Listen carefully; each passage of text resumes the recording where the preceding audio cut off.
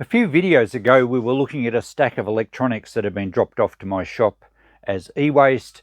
There was a DVD player which we ended up spending that video on, trying to save it, and then ended up scrapping it for a very disappointing value. I'll put the link for that underneath.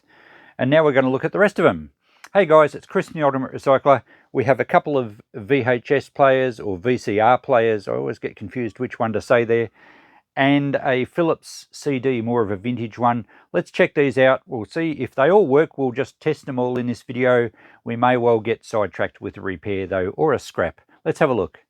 Lots of this sort of stuff gets dropped off at the shop, and half the time people don't even know if it works or it used to work or whatever. They're just cleaning up and want to get rid of it. So I'll set up my test TV. We'll try out the LG video player. If that works fine, we'll work out what price to put on it. I think that remote suits it. Then we'll try out the NEC, same deal, but I don't have a remote for that. And lastly, which will probably be a separate video, this Philips compact disc player. It's a CD480. It may have a bit more value than the video players, although these things now do have a bit of a following and are starting to sell quite well again. So let's get things set up and see if they both work. Hopefully they do. When I say hopefully they do, it's because I've got more than enough projects here. So if they work and just need a little bit of a clean up, then work out a price, whip them into the shop, hopefully get a good return from, e-waste that was going to be thrown out. And I say many times I'd much prefer to keep things in circulation than send them to the e-waste stream. And even scrapping is the lowest form of value. So I'd much prefer to see it work. Alright, we just have our AV inputs. It looks like there's only yellow and white, so audio is just one channel, and the yellow is the video. Let's see if we can prop this up somehow so that you guys can see it. There we go, we have our genuine LG stand, otherwise known as a piece of wood. Let's power this up. So it's through my appliance tester. Did I just turn that off? Oh, there we go, we have life. We'll turn the TV on, and I'll have to find a video to play in it, I guess. Okay, I had to go around the shop for something, and I found a video, The Vicar of Dibley. Hopefully it's in good working condition, and hopefully the player is as well. Let's see if... Well, that's very promising. The cassette went in, it selected play. Oh, look at that. It's actually playing. Fantastic. I did look at this remote. I don't know if it is the right remote. It says DVD recorder, DVD and VCR. And, whoops, that's working great. Let's turn the volume down. Actually, I have a remote for the TV. I should use that.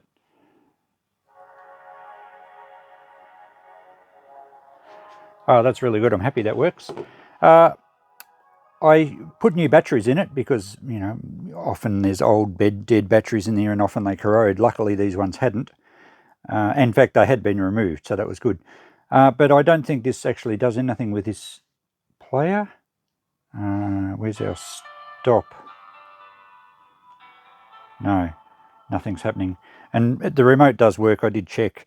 If you hold your phone in camera or video mode over the little LED there, you will see the infrared flashes, which you can't see by the human eye. I can actually see them through the camera. Let's get a focus. See a flickering there. I'm not sure if it'll come out on video.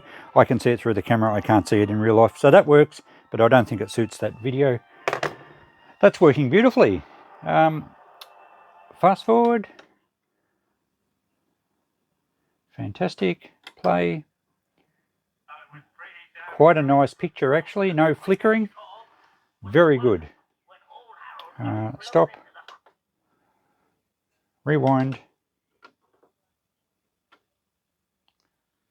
Yep, it's firing up. So fantastic. All that just needs is a clean. We'll have to check out what they're going for online if indeed I can find this model.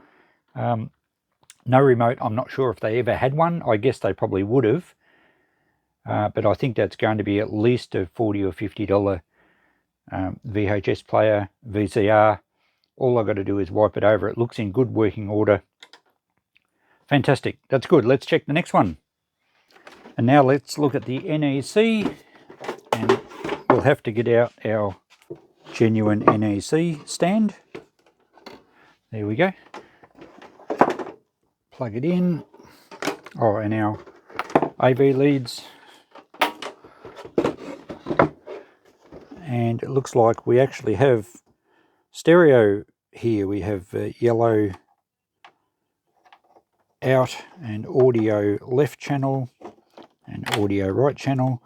So I'm guessing this unit's a little bit newer than the other one. I'm not sure when they changed that, or whether it was just the better quality ones that had left and right channel for the audio. Okay, it's NEC VHG-105. Very dusty again. It's got a video in at the front of it as well. No remote for this one again, so let's power it up and see what happens. Okay, we have a standby light. The TV is recognising that something's there. No, it still says no signal. All right. Operate. It seems to have gone off. Okay, we do have a signal, or at least the TV recognises something's there. Let's put our video in.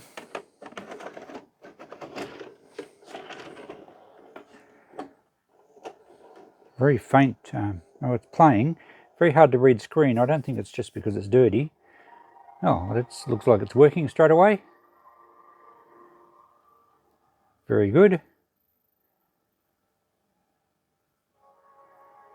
Yeah, the picture looks like it's going to be okay. There's no flickering. They probably could do with a head clean, but I'm not going to do that to sell them. It's probably just more of a service thing that they use. This looks like it's going to work fine. Excellent. We have two working VHS players, or VCRs. Excellent. Sound looks good. Let's go fast forward. How do we do that? We got to turn it. That's unusual.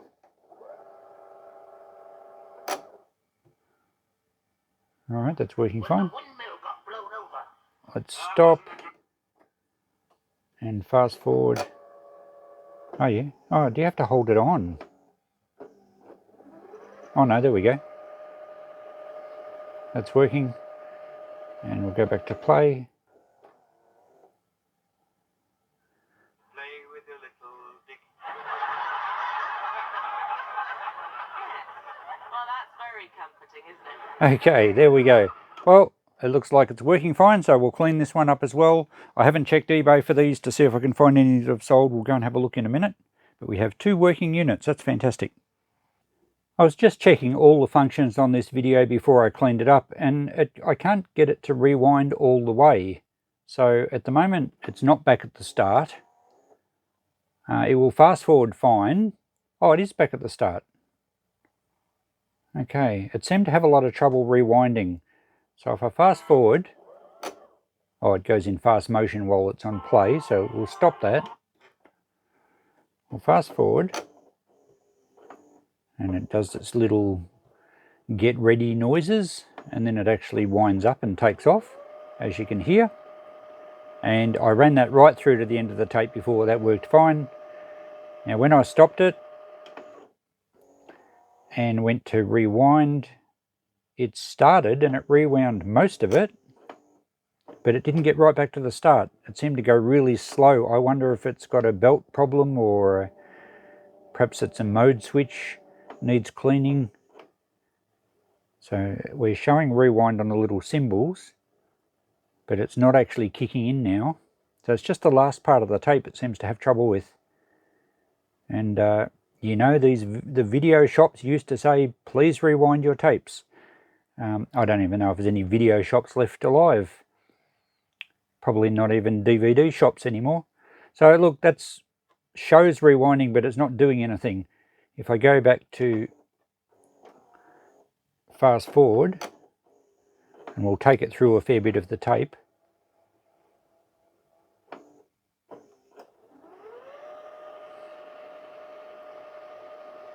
We don't have a counter either. I'm not sure if there's supposed to be a counter, but it doesn't show one.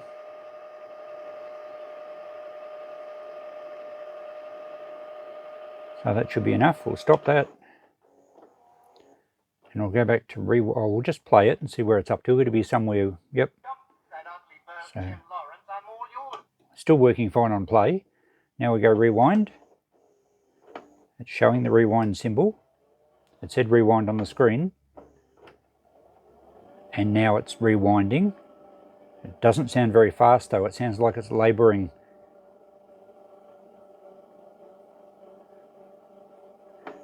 Yeah, and now it's stopped. So it hasn't got back to the start of the tape. So there's an issue there. I guess we should pull the cover off and have a look. This may well turn into a repair video. Hopefully it's an easy fix. I'm not going to spend too long on it. It still shows the rewind symbol, but it's actually stopped rewinding now. And if I push play, we're yeah, still right in the middle of the show somewhere. All right, I'll power it off. We'll take the cover off. I'm not sure what I'm looking for. Let's just have a look and see if it's something simple. Okay, let's remove the cover. Probably hasn't been off for many years. Do we have any screws on the back? No. Alright, there we go. Good, it looks pretty clean inside. So I don't know if these actually have belt drives at all, to be honest. They might drive off little gears. I guess we could probably put a tape in there and just see what's happening when we select rewind. Okay, let's put the tape in.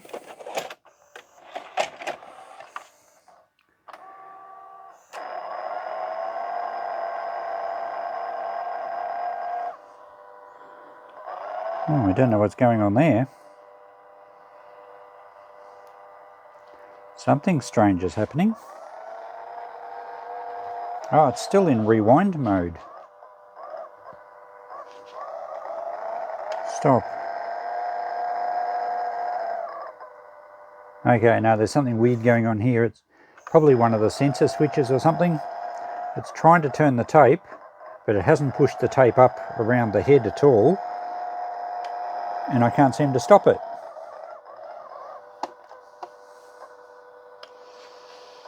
Alright, well, that's weird indeed. I can't even eject it.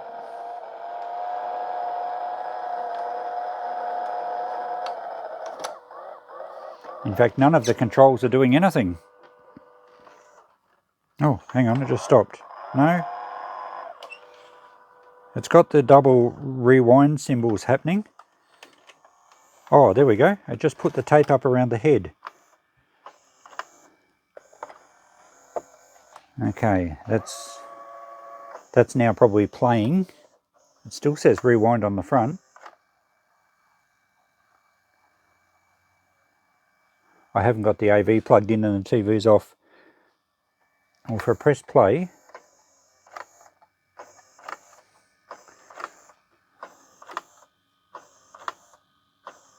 alright, it's trying to do something. There's some sensors are playing up, I'm sure. What's this down here? Looks to be a broken bit of plastic or metal. Yeah, a little broken bit of plastic. Don't know what that was from. So it looks like it's playing, but the front panel still says rewind. Let's see if we can stop it. Alright, that worked and ejected. Let's try again.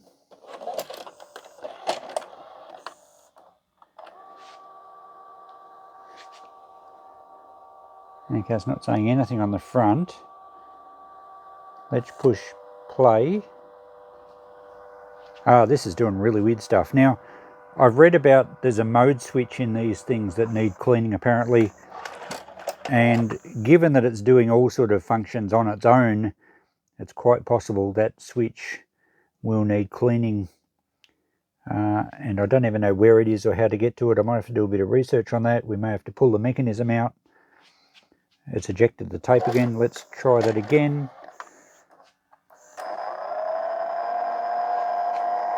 Now it's trying to rewind again. Yeah, all right, it has a major issue. Lucky I did try and check all the functions, which I do, and I did on the other one, and the other one was behaving itself.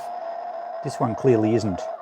Alright, I reckon I'm going to have to pull the main mechanism out, but clearly it's not usable like this. Now I can't even stop it.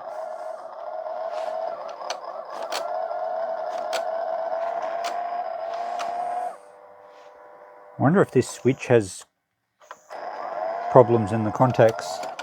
If it's still saying rewind even after this switch has play pressed, still saying rewind on the front panel. Oh, now it's engaging the tape.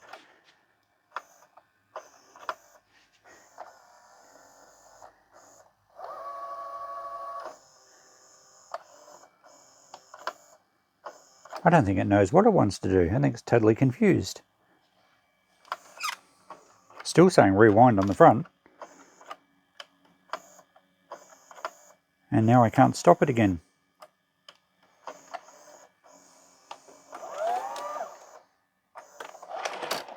Okay, that finally worked. I reckon we need to clean some switches. So I've been doing a bit of reading, and it seems the mode switch is a likely culprit here. And apparently that basically tells the microprocessor where all the mechanics are and what they're supposed to do. So it would make sense that if that was dirty or had an issue, which apparently happens a lot on all sorts of different brands, it would make sense that that is playing up. The other thing is, I think there is a belt drive for the rewind, so maybe that's loose as well. We'll take the bottom panel off and see if we can access some of the parts we need to look at. Apparently the mode switch is can be quite complicated to get into. So hopefully this one is an easier model than others. Another symptom of a crook mode switch apparently is that these things can actually chew up tapes. I guess probably because one of the take-up spools may not work or something. Why is that not coming out? There we go. Oh, that doesn't get us far at all, does it? Looks like the whole circuit board and everything has to lift out the other side. Yeah, wow, I don't think that helped at all. Alright, well, we have the mechanism probably should lift out separately. So there's some screws in the corners. We'll probably take this bracket off the top here.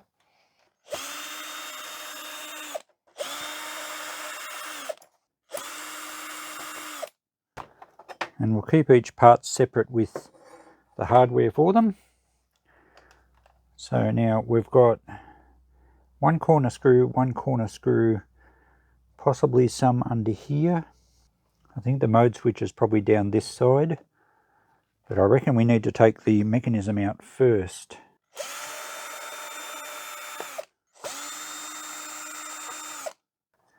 And this looks like this backboard may have to come out separately.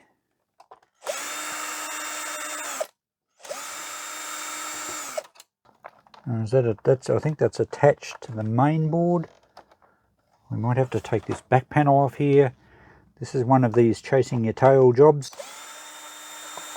Everything seems to be connected together.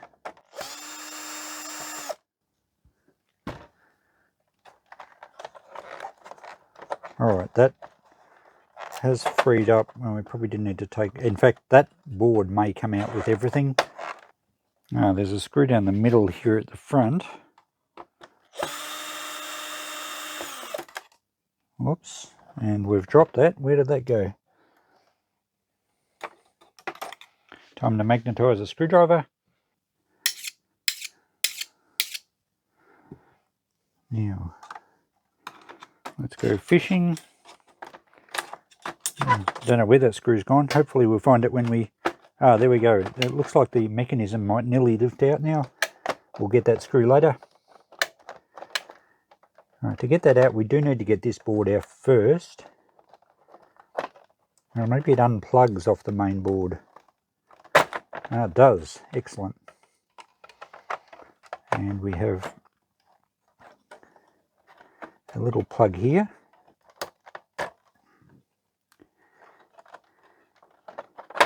Okay, and we have a ribbon cable here that looks like it's partially disconnected. Did I do that?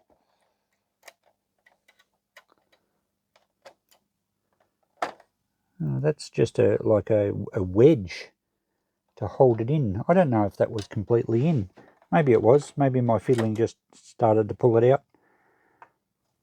All right. Okay, so that module is... Don't know what that particular module does, but we might be able to get our mechanism out now. We unplug those wires. Oh, there we go. Coming out. Don't want to break anything.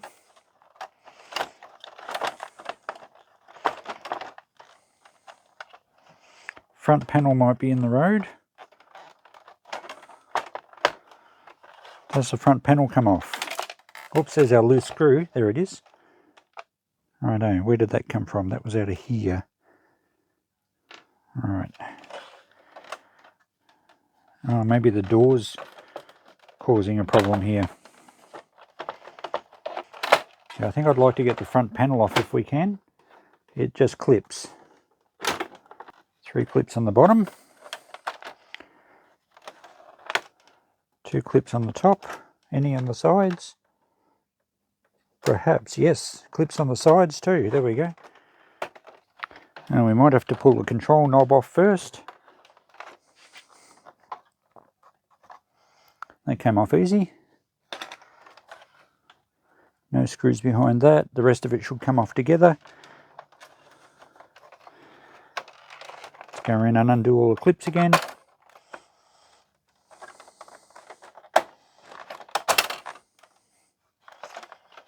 There we go. Front panel's off. And that was our little door opening lever. We'll have to make sure that lines up properly. Alright. So our mechanism now is clear. There we go. Bit of a battle. And there's our belt.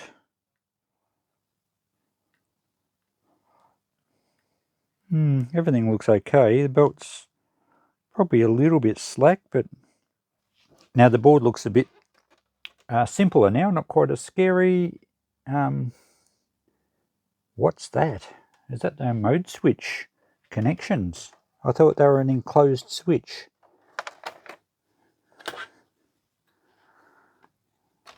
Oh, well, there's our connections there that go on it. So perhaps, yeah, I guess that's the mode switch. And there are connections. So we might have to pull that apart. I reckon that's what it will be. So we'll probably pull that apart and see if we can clean it up. The rest of this board looks okay. I think that's our sensor switch for something. Closing the door, taking the tape in, something like that. There's a little LED there which would operate another sensor. But I think it's more likely the mode switch. So we'll clean these terminals here just with some contact cleaner. And I think everything else on this board should be okay. So we'll have a look at that mode switch assembly. Just looking at this belt, and interesting, a little pulley looks like it's cracked, but I'm not sure it is. Well, if it is, it doesn't really matter because it's still quite solid. Now the pulley looks to have a little bit of grease and grime on it, and the belt, it's a square section belt and it feels quite hard and perished, and obviously it's been sitting idle for a long time and it's sort of taken on that shape. So it really probably should be replaced. I don't think I've got one here for it, but putting it back on, it seems to drive okay. Like if I hold this pulley, it doesn't, no, it does slip. Yeah, it's slipping a bit, but there may be the bit of grime under there. I think what I'll do is I'll try and clean this belt up with some rubber renew and see if it just can get a bit of life back into it, but it probably should be replaced. I do have a box of old belts somewhere at the shop I've saved when I've been scrapping things. We might be able to find a better one. That would be better. Everything else looks okay, but I think we need to get into this switch here and clean it up somehow. Let's remove this screw and see how we go. The contacts there do look quite tarnished. So whether they weren't connecting with those other contacts or whether there's a problem in this switch itself. But from what I've read, we need to get into it and clean it out. And some of them apparently you can't get into. We also have to be very careful not to muck up any timing on all these gears and things. So I'm not sure if we can get into this switch from here. Don't even know what that screw just does, whether it holds the switch down. Yep, okay. It seems to be loose, but it won't lift up. Wonder if there's anything holding it from the other side. Alright, I don't want to force it. It feels like something's holding it around this area.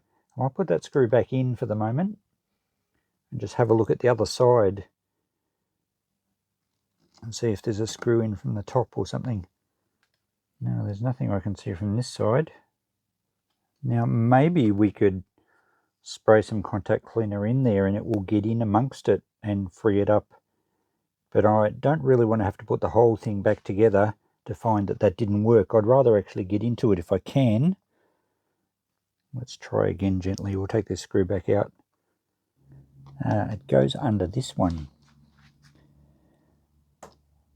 Now what does that do? I wonder if that will lift up.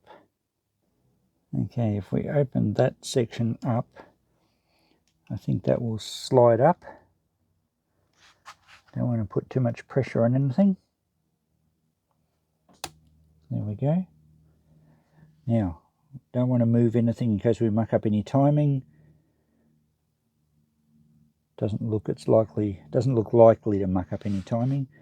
So I'll put that aside. And now we'll see if this switch will come out. Yep. Okay. Now that gear probably has to line up exactly with that tray, so I don't want to move the gear. That's going to be a challenge. I think we'll leave that intact and we'll mark the direction this little gear goes so that we make sure it goes back in the same spot. Actually, that little circle, it has to line up with that circle. Hey, I'm not sure if you're in focus there. Sorry, I wasn't looking at the camera. So as long as that's lined up with that circle when we assemble it, we should be fine. Now let's take this out somehow. Oh, it's got these three little things. We should be able to push these through and lift the gear up carefully.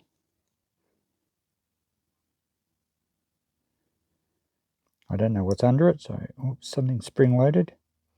There we go. Okay, so that's the mode switch. It does look like it's certainly marked on here. I think we just spray that with a lot of contact cleaner. We probably could have done it without dismantling it, now that I see actually what it is. So we'll give it a spray. I've got some deoxit here. It's the F5 fader one. I didn't know if there was going to be carbon tracks in here or not. We could probably use the normal deoxit. So we'll give it a bit of a wipe out and I'll spray these contacts on the little gear as well, and then we can reassemble it and hopefully that frees up our problems. I'll give it plenty of cleaner and we'll just rub it around with a cotton bud, and that looks to be cleaning up the contacts and the little tracks quite well. And in fact it looks like there was quite a lot of muck in there. It's discoloured the cotton bud a fair bit.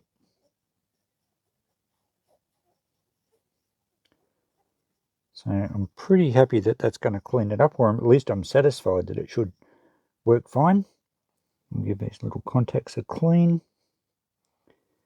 Now there's plenty of contact cleaner in there, so this will work around and hopefully take off any tarnishing or any oxidization. Now this deoxit does have a lubricant in it, so I don't think we need to add any lubricant. So we can poke that gear back down there now.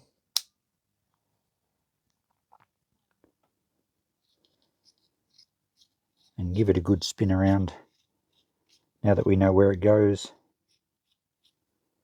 Alright, so we'll line up that little hole and we can reassemble.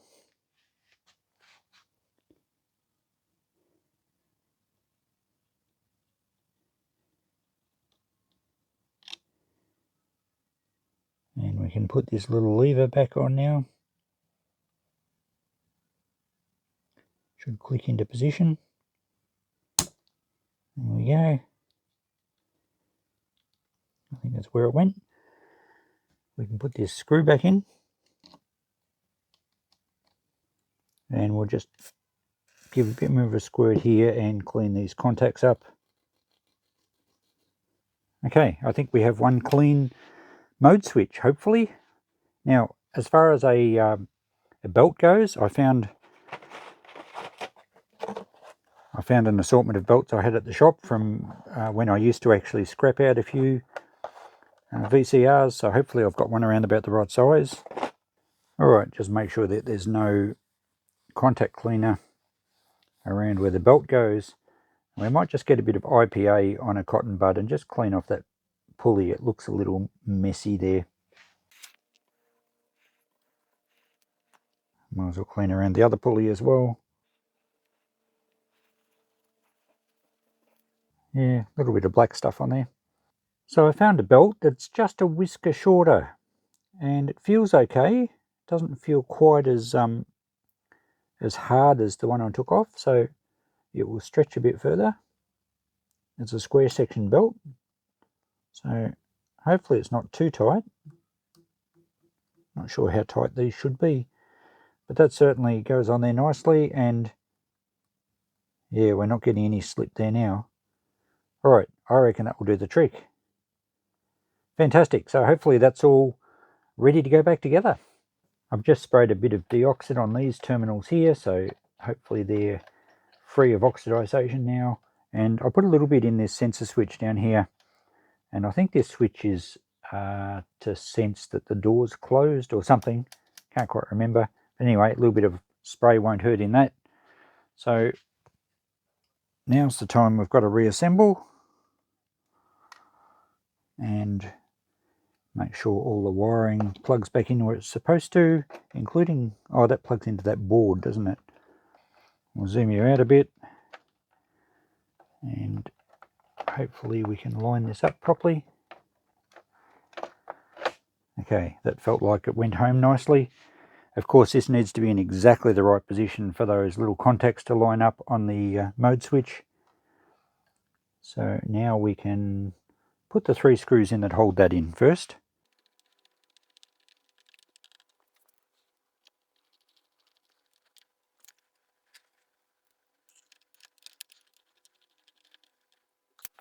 This one plugs here for the recording head, I think this is.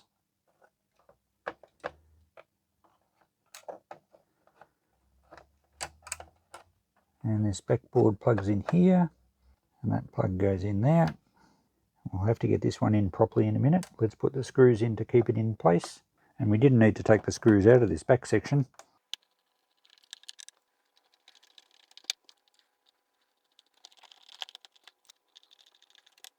I think we can put this across the top now. We still have to click on the front panel, of course. And we still have to connect that ribbon cable. So I've just got that ribbon cable back in there. I think that's okay. And we have to get the front panel clipped on. And I've had issues with one of these once before. You need to get this little lever in the right place. Otherwise, when you go to eject the tape, it won't open the door. And I'm not sure which way it has to be. Oh, yeah, it has to fit up into a slot in here. So I think we should be able to work that out. In fact, I can kind of slide that. Yep, that slides in easily, and then we just get all the clips on.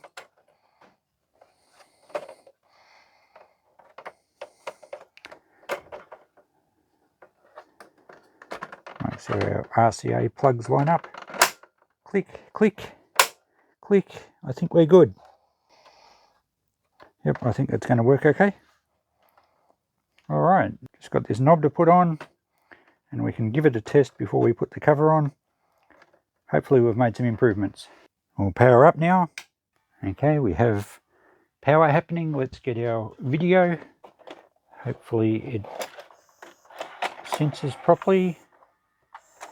Ah, excellent. It didn't do that before. So that's gone into play mode beautifully.